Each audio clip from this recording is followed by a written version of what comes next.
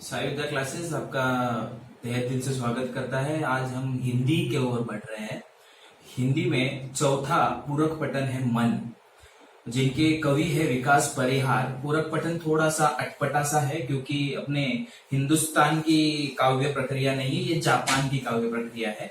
But बहुत ही खूबसूरत ऐसी काव्य प्रक्रिया जिसमें कुछ शब्दों में ही बहुत कुछ कहे जाने की ताकत होती है। ऐसी एक काव्य प्रक्रिया हमारे सामने विकास परिहार जी ने प्रस्तुत की है, उसी को हम अभी पढ़ने जा रहे हैं। इस पूरक पठन के लेखक विकास परिहार जी जो है वह 2000 से लेकर 2006 तक 6 साल तक वायुसेना में उन्होंने अपनी सेवा दी है। साहित्य में उनकी अधिक रुचि होने के कारण वो साहित्य की ओर बढ़े और ऐसी कविता है। ये पूरक पठन, जैसे मैंने बोला कि जापान की कलाकृति है, इसमें अपने अनुभव कुछ गिने चुने शब्दों में वर्णन किया गया है लेखक के द्वारा। तो पहले मैं पूरक पठन पूरा पढ़ते हैं, हम सब पढ़ेंगे और उसके बाद उसके वर्णन की ओर जाते हैं कि कवि क्या कहना चाहते हैं। घना अंधेरा चमकता प्रकाश और अधिक है, करते जाओ पानी की मत सोचो जीवन सारा। अभी इस पूरक पठन की एक और विशेषता है कि यहाँ पे पहले पैराग्राफ और दूसरे पैराग्राफ का कोई भी लिंक आप मत ज्वाइन करिए। पहला लिंक मतलब एक रेखा है, जैसे हम सुविचार बोलते हैं मराठी हिंदी में, वैसे ही एक लाइन है और ये सब अलग अलग लाइंस का अलग अलग महत्व और उनका वर्णन भी है। तो मैं आगे बढ़ता हूँ। जीवन नैया मंझधार में डोले संभाले कौन, रंग बिरंगे रंग संग लेकर आया फागुन, कांटों के बीच खिलखिलाता फूल देता प्रेरणा, भीतरी कुंठा आंखों के द्वार से आई बाहर, खारे जल से धुल गए विषाद मन पावन, मृत्यु को जीना जीवन विष पीना है जिजीविषा, मन की पीड़ा छाई बन बादल बरसी आंखें, चलती साथ पटरिया रेल की फिर भी मौन है, सितारे छिपे बादलों की ओट में सूना आकाश, तुमने दिए जन गीतों को स्वर हुए अमर, सागर में भी रहकर मछली प्यासी ही रही। अभी एक एक पंक्ति के और बढ़ते हैं और डिटेल में जानते हैं कि क्या कवि कहना चाहते हैं, विकास जी क्या कहना चाहते हैं। घना अंधेरा चमकता प्रकाश और अधिक, यहाँ पे स्पेसिफिकली एकदम क्लियरली बोला गया है कि जितना घना अंधेरा रहेगा, छोटी सी प्रकाश की किरण भी आपको बहुत ज्यादा वहां पे दिखाई पड़ेगी। कवि कहते हैं कि जब अंधकार घना होता है तभी ही एक तीक्ष्ण, एक छोटी सी किरण भी आपको बहुत बड़ी, मतलब नेगेटिविटी में अगर एक आपको पॉजिटिव की छोटी सी किरण भी आपको मिल जाए तो वो छोटी सी पॉजिटिव किरण भी आपको बहुत आगे तक लेके जा सकती है। तो हर बार दुख दुख दुख मत देखते रहिए, दुखों में भी सुख ढूंढते रहिए। तो आपको वो जो सुख है, वो छोटा सा सुख जो है, वो आपको बहुत ही मदद करेगा, बहुत ही कारगर साबित होगा आपको आगे बढ़ने के लिए। आगे कहते हैं कभी, करते जाओ पाने की मत सोचो जीवन सारा। ये तो हमारे बड़े बुजुर्ग भी कहते हैं कि काम करते जाओ फल की इच्छा मत करो, फल देने वाला जब भी देना है तभी दे देगा। कि इन पंक्तियों में कवि ने क्या किया कि काम करते जाओ, कर्म करते रहो, कर्म कर फल की इच्छा ना कर। हमारे संस्कृत में भी बड़ी अच्छी कहावत है इसके ऊपर, तो वही यहाँ पे भी बनाए कि इच्छा, फल की इच्छा रखना आपके कहीं ना कहीं तो काम किए हुए के ऊपर पाप की ओर लेके जाता है कि आप कर्म करो, उसके उस कर्म का आपको क्या फल मिलेगा, जो समय आने पे उसका फल आपको जरूर मिलेगा। जीवन नैया मझधार में डोले संभाले कौन, आपकी जीवन नैया है, जैसे समझो आप कश्ती में जा रहे हो तो आपको जिस जगह से आप प्रस्थान करने वाले हो उस किनारे पे आपको छोड़ने के लिए बहुत से लोग आएंगे, और जिस जगह पे आप पहुंचने वाले हो, जहां पे आप आगमन करने वाले हो, वहां पे भी आपको रिसीव करने के लिए, आपका स्वागत करने के लिए बहुत से लोग रहेंगे। बट एक किनारे से दूसरे किनारे तक जाने का जो रास्ता है वो आपको तय करना है, वहां पे आपके साथ में कोई भी आने वाला नहीं है। तो अगर आपकी जीवन की जो नैया है, नैया मतलब नाव जो है, वो अगर मझधार में डोलने लगे, यहाँ पे मझधार मतलब बीच रास्ते में, अभी यहाँ पे बीच रास्ता मतलब जरूरी नहीं कि हम सफर ही कर रहे हैं, यहाँ पे ऐसा भी हो सकता है कि आपके करियर का जो पाथ है उसमें भी आपको बीच में अगर कोई परेशानी आए तो सबसे बड़ा आपको मदद करने वाला अगर कोई व्यक्ति है तो वो आप खुद है। आप किसी से भी उम्मीद नहीं लगाए तो जीवन नैया अगर आपकी मझधार में डोल रही है तो आपको संभालने कोई भी नहीं आने वाला है। जैसे मैंने कहा कि आपको किनारे की शुरुआत में और किनारे के अंत में बहुत से लोग वहां पे आपका स्वागत करने के लिए रहेंगे या गालियां देने के लिए रहेंगे, पर बीच में आपको अकेले ही अपना रास्ता तय करना है। आगे कहते हैं, रंग बिरंगे रंग संग लेकर आया फागुन। इन पंक्तियों में कवि ने प्रकृति और मनुष्य का संबंध बनाया है कि जैसा कवि के अनुसार फागुन का महीना वसंत ऋतु का महत्वपूर्ण है। जैसे वसंत ऋतु में हमारे हिंदू धर्म में भी बहुत महत्व दिया जाता है। इस मौसम में प्रकृति फूलों की सुंदर छटा अवतार कर लेती है। मतलब प्रकृति में जहां पे नेचर है, बट ऑब्वियस शहरों में ये सब देखने के लिए बहुत कम मिलता है, बट गांव खेड़ों में अगर आप देखोगे कि वसंत ऋतु में सभी पेड़ जो है वो फूलों से बहर उठते हैं। यही बात, इस प्रकार फागुन का महीना जो है वो कृत्रिम रंगों का मेल लेकर आया है। मतलब अलग अलग रंग आपने निसर्ग में फैले हुए। आगे कुछ पंक्तियां और जो जोड़ी है कवि ने, कांटों के बीच खिलखिलाता फूल देता प्रेरणा। कांटों भरा जो फूल होता है, जैसे एक अगर कांटों भरा फूल अगर हम बोले तो सबसे पहला नाम हमारे सामने आता है वो गुलाब का फूल। गुलाब का फूल जो प्यार की निशानी है, जो दोस्ती की निशानी है और बहुत सारी चीजों की निशानी है और बहुत ही महत्व है उसको फूलों में। तो कांटों के बीच ही खिलखिलाता फूल, जो कांटों के बीच जो आसानी से फूल मिलता है उसको इतना शायद हम महत्व नहीं दे पाते अपनी जिंदगी में, बट जो कांटों के मतलब अपने जो कष्ट से मिला है उसकी जो कीमत है वो आप लगा नहीं सकते, वो अनमोल है। कष्टों में मुस्कुराना, यहाँ पे कवि को बोलना है कि आप कष्ट तो सबके जीवन में लिखे हुए, ऐसा कोई भी नहीं बचा इस दुनिया में कि जिसके नाम पे कष्ट लिखा नहीं। यहाँ पे अमीर गरीब कोई भी नहीं छूटा, पैसे वाले को भी कष्ट है, बिना पैसे वाले को भी कष्ट है। तो कष्टों में मुस्कुराना, यह इन पंक्तियों की प्रेरणा देती है कि कांटों के बीच खिलखिलाता फूल ही देता है प्रेरणा। तो हमें कांटों की तरफ नहीं देखना है, हमें किसकी तरफ देखना है, तो वो फूल की तरफ देखना है। कांटे तोड़े जा सकते हैं, कांटे दूर किए जा सकते हैं, तो कांटों में उलझ के नहीं रहे। भीतरी कुंठा आंखों के द्वार से आई बाहर, खारे जल से धुल गए विषाद मन पावन।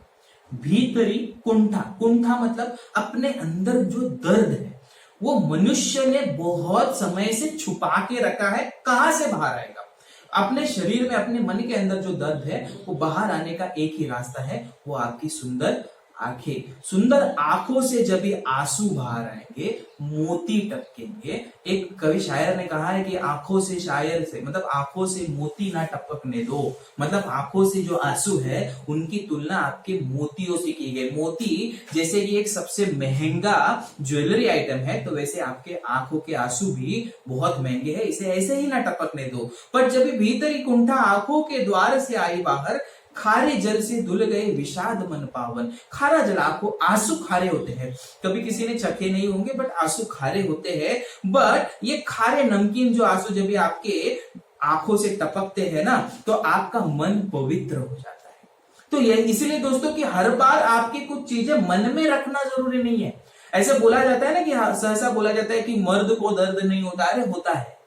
औरतें देखो इसलिए हमेशा खुशहाल रहती है क्योंकि औरतें अपना दर्द आंसुओं के द्वारा बहा देती है और अचानक मतलब बहुत ही कम समय में पवित्र हो जाती है या शांत हो जाती है। और वहीं पे मर्द है वो अंदर ही अंदर कूदता रहता है, कूदता रहता है। इसलिए आंसू जब भी बह जाते हैं तो अपने मन से बहुत बड़ा बोझ जो है वो निकल जाता है। इसलिए कहा जाता है कि खारे जल से धुल गए विषाद मन पावन। अपने पवित्र मन क्या हो गया? पवित्र हो गया, हल्का हो जाता है। मृत्यु को जीना, जीवन विष पीना है जिजी विषा।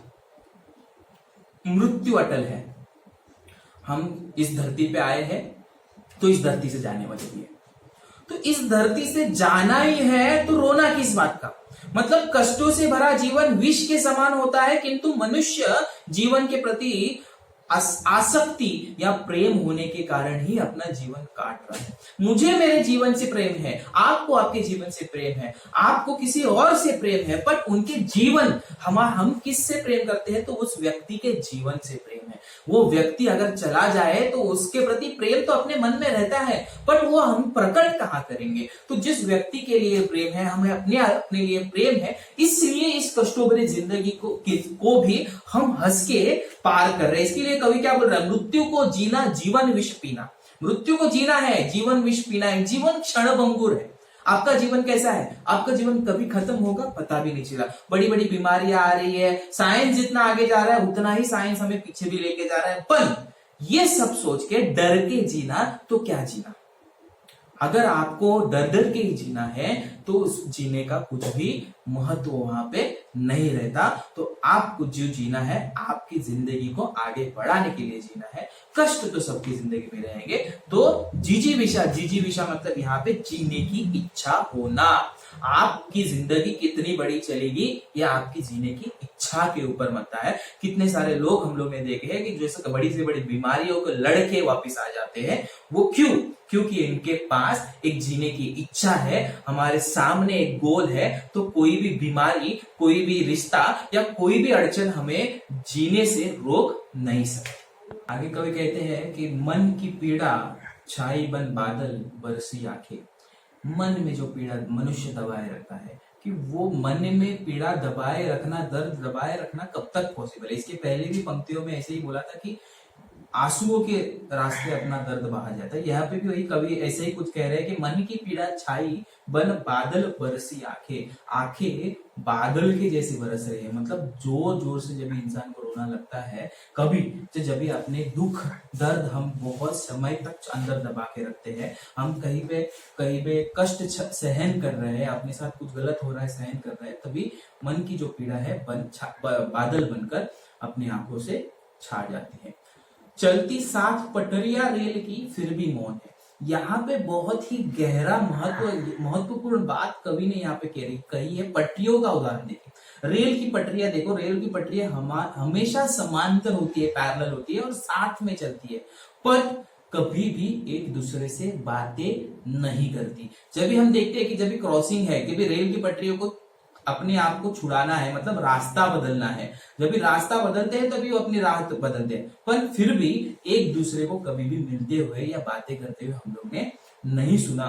तो यहाँ पे यह उदाहरण देखिए कवि क्या कहना चाहते हैं कि हम अपना जीवन चलते रहे, अपना काम करते रहो। किसी के साथ क्या हो रहा है क्या नहीं हो रहा है ये चलते रहेगा, सदैव चलते रहेगा। पहले अपना काम फिर दूसरा, फिर पहले अपना कर्तव्य पालन कीजिए, फिर दूसरों की तरफ देखिए। यही कहना चाहते हैं कि चलती पटरिया रेल की साथ में फिर भी रहती मौन है। सितारे छिपे बादलों की ओट में सुना आकाश। सितारे मतलब स्टार्स, तारे जब भी बादलों की ओट में, मतलब बादलों के पीछे जब भी छुप जाते हैं, जब भी आकाश एकदम सुना सुना लग जाता है। आकाश में ऐसा लगता है कि जान ही नहीं बची है। जब भी तारे हैं आकाश में तभी आकाश भरा पूरा लगता है। वैसे ही अपनी जिंदगी के साथ अगर इसको कनेक्ट करें तो हमारे सुख जो है वो सुख बहुत कम है। ऐसा हमेशा हर व्यक्ति को लगता है। ऐसा किसी को इंडिविजुअल, मुझे ही लगता है, आपको ही लगता है, ऐसा कुछ नहीं, हर व्यक्ति को लगता है हमारे सुख जो है बहुत कम है। अगर ये सुख दुखों के बादलों के पीछे छुप गए तो अपना जीवन बहुत कष्टपूर्ण हो जाएगा। इसलिए ये कैसे बताया कवि ने कि सितारे छिपे बादलों की ओट में सुना आकाश है। तो अपना जीवन भी एकदम सुना सुना, सुने सुने आकाश के जैसा सामान लग जाता है। तुमने दिए जन गीतों को स्वर हुए अमर। इन पंक्तियों में कवि के मनुष्य को अपने कर्तव्य को पूर्ण विश्वास के साथ करने की प्रेरणा दी है कि आपने जो शब्द दिल से बोले वो अमर हो गए, वो स्वर अमर हो गए। कवि कहते हैं कि मनुष्य जिन कर्तव्यों का निर्वाह पूरी निष्ठा का तन्मयता से करता है वह सदैव प्रशंसनीय होते हैं। अपना काम पूरी निष्ठा से, एफिशिएंटली एंड इफेक्टिवली, इसको हम लोग बोलते हैं इंग्लिश में, कि एकदम निष्ठा से और मन से करेंगे तो वो हमेशा प्रशंसनीय होता है। अर्थात मन से किया गया कार्य सदैव अच्छा ही होता है। आखिरी पंक्ति में कवि कहते हैं कि सागर में भी रहकर मछली प्यासी है। बहुत गहरी चीज है। देखो, सागर में मतलब जहां पे सबसे ज्यादा मात्रा में पानी उपलब्ध है, ऐसे सागर में रहने वाली मछली प्यासी है। मछली वो सागर का पानी पी सकती है क्या? नहीं पी सकती। क्यों? तो वो खारा पानी है। और कवि के अनुसार मनुष्य की इच्छाएं भी असीमित है, कि हमारी इच्छा एक पूरी हो गई तो हमारे अंदर दूसरी इच्छाएं जन्म होती है। तो इतनी असीमित इच्छाएं होते हुए हम कैसे अपेक्षा कर सकते हैं कि हमारा जीवन जो है वो सरल हो जाएगा, एकदम सभ्य हो जाएगा। जैसे मछली समुद्र में रहकर भी सदैव प्यासी रहती है, वैसे ही मनुष्य भी कभी संतुष्ट नहीं होता है। इसी तरह पे ये कविता, ये पूरा पठन चौथे नंबर का हमारे यहाँ पे खत्म होता है। अगर आपको कुछ भी डाउट रहेगा तो आप टेक्स्ट बुक में एक बार फिर से पढ़ेंगे और ये एक्सप्लेनेशन सुनेंगे तो आपके डाउट सॉल्व हो जाएंगे। मैं आपको कुछ शब्दार्थ, आपको कुछ फोटो निकाल के भेज रहा हूँ जो आपको यहाँ पे मदद करेंगे। Thank you. कुछ शब्दार्थ जैसे है कि मझधार नदी के प्रवाह का मध्य भाग, कूंठा घोर निराशा, ओट मतलब आड़, जिसके आड़ में हम छुपते हैं, प्रकाश यानी कि रोशनी, खारा नमकीन, पावन पवित्र, पीड़ा कष्ट या दर्द, मौन मतलब चुप, विषाद, विषाद मतलब ये नया शब्द है, अभिलाषा पूरी न होने पर मन में होने वाला खेद या दुख मतलब इच्छा। अभिलाषा यहाँ पे मतलब है इच्छा, जब भी आपकी पूरी नहीं होता है, जो हमें दुख होता है उसको हम विषाद कहते हैं, जिसमें विष ये वर्ड है। देखो जिजीविषा, जिजीविषा जो एक पंक्ति में आया था कि जीवन के प्रति आसक्ति यानी कि जीने की इच्छा होना। आशा करते हैं कि हमें ये शब्दार्थ आपको मदद करेंगे। Thank you very much.